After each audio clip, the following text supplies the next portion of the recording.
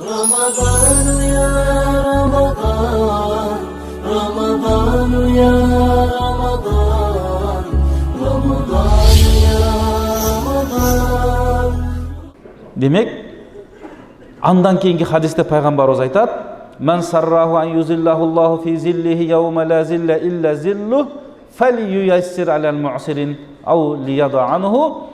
Kim kıyamatta esep kitap bolganda hiç bir kölökö jok bolgon uçurda Allah'ın rahmatına kölökösüne ılayıktı bolayın dese, anda muhtaçlarga jardam bersin, karız bergen bolsa, mümkünçülüğü bolsa keçirsin, je alardın kıyınçılığın жеңилдетсин дейт. Бул дагы эң бир жакшы амалдардын катарына кирет.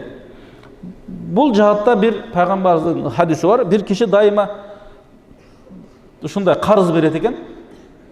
Кийин карызын жыйнатып атканда ошол балдарына, жигиттерине карызды сурагыла.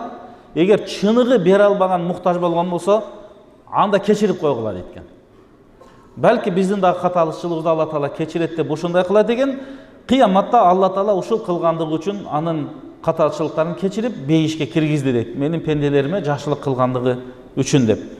Ramazan ya Ramazan